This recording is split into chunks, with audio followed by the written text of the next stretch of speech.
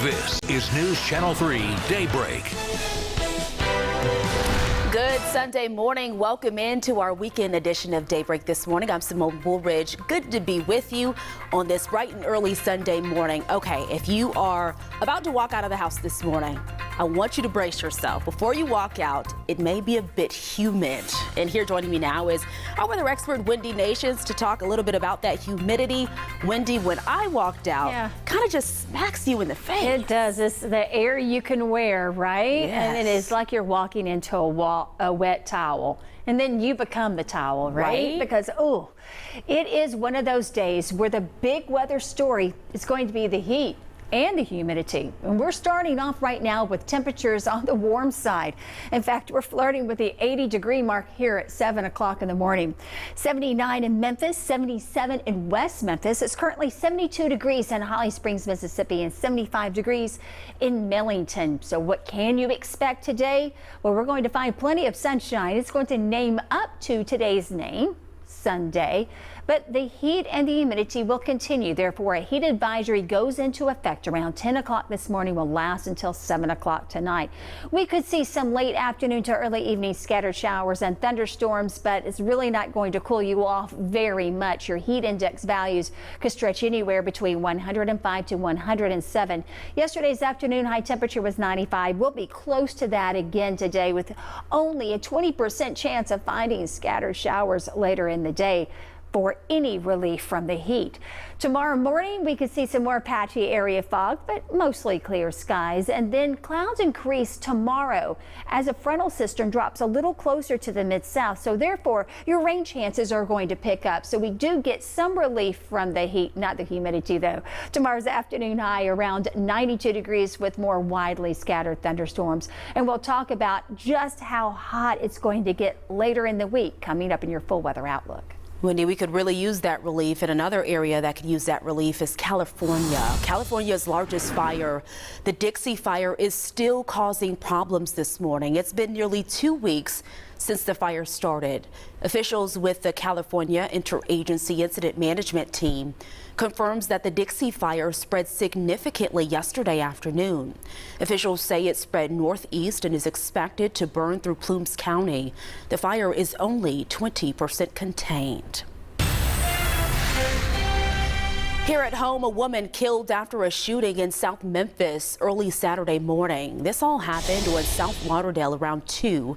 Investigators believe she may have known her killer, saying this may have stemmed from an ongoing disagreement. MPD hasn't made any arrests, but asked anyone with information to call Crime Stoppers. That number is 528-CASH. A neighborhood sick of crime speaks up as one by uniting together in the streets. Yesterday, community members in Orange Mound walked through the streets. They were joined by Councilwoman Jamita Swearingen and Memphis Police Chief C.J. Davis. They long for a solution in one of the neighborhoods plagued by crime. Chief Davis's plan for that is to collaborate with nonprofits and other organizations and not just leave it up to the officers patrolling the streets, saying the problem cannot simply be arrested away. Because we've been trying to do that for years, but that does not work. You can't have crime reduction without community engagement. That's right. Talk.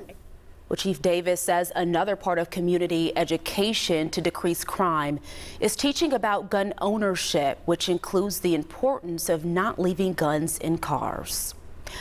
A Middle Tennessee man is convicted for the 2001 death of a toddler. Christopher Lee Goodwin was found guilty of first-degree murder and the death of 15-month-old Jeffrey Kelton Skaggs.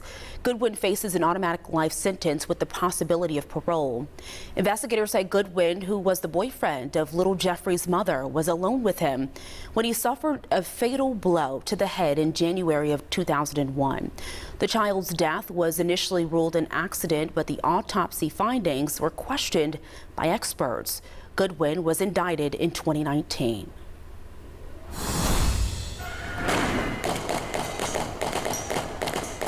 Wow, unbelievable video here. Take a look at this. Fayetteville officers shooting at a man after an hours-long standoff. These were with pepper ball bullets. This happened last night in Fayetteville. Police say they originally tried to arrest Skylar Houston after he allegedly had meth and a stolen firearm in his possession. Officers say when they tried to arrest him, he put a gun to his head, resulting in a nearly 7-hour-long standoff. Officers say when he finally got out of his vehicle, he tried to run into a nearby furniture store with his gun. Officers say they then had no other choice but to shoot real bullets at him. It's very unfortunate. The officers out here tried every avenue to try to get Mr. Houston to give up and to seek some medical help because obviously he needed some tonight, and it's just unfortunate. Well, right now, Houston's condition is unknown. Officers say this investigation is ongoing. All right, how about some good news? If you are a food vendor, lifestyle vendor, or even the owner of a food truck, you want to listen up. You are wanted for this year's Soulful Food Truck Festival. The celebration will roll back to Tiger Lane this year, and organizers are looking for vendors to participate. So if you're interested, send a message to the email you see right here on your screen. Today marks what would have been the 80th birthday of Emmett Till, who was killed at the age of 14. Emmett Till, a young black child at the time, was lynched in 1955 after being accused of flirting with a white woman. His mother held an open casket service, a bold choice at the time, to, quote, show the world what I've seen. Well, this Thursday, July 29th, the Emmett Till Interpretive Center will host a virtual event honoring him and to also discuss the work with the Till family to create a National Historic Park in his name. That's in Chicago in the Mississippi Delta. So if you're interested in attending the virtual event, just visit our website, WREG.com, for some more information.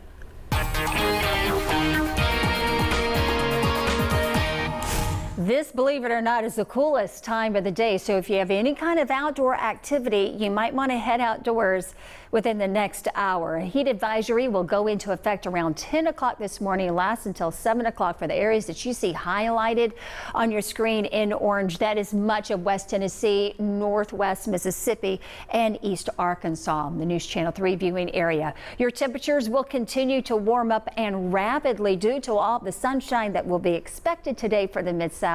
By lunchtime, we're already going to be in the lower 90s, and today's afternoon high temperature in the low to mid-90s, but it could actually feel more like 105 to 107 in some locations. All right, so the forecast that we are serving up for you today, mostly sunny skies with a slice of humidity. In fact, it's going to be a big old pie of humidity today. Brunch time temperatures around 90 degrees. For dinner, we'll have some showers served on the side with some spicy temps, and your temperatures around 93 degrees. A good deal of sunshine expected today, but tomorrow we're talking about the advance of rain. Will that cool us off some? The answer is coming up in your full weather outlook. Is it a 5-star forecast, It is Wendy? a 5-star forecast. Okay, we'll take it. Thank you, Wendy. Residents in one prestigious California neighborhood are shocked to learn that an unconscious woman was kidnapped off their streets, and now they are speaking out in fear. We'll hear from residents of West Hollywood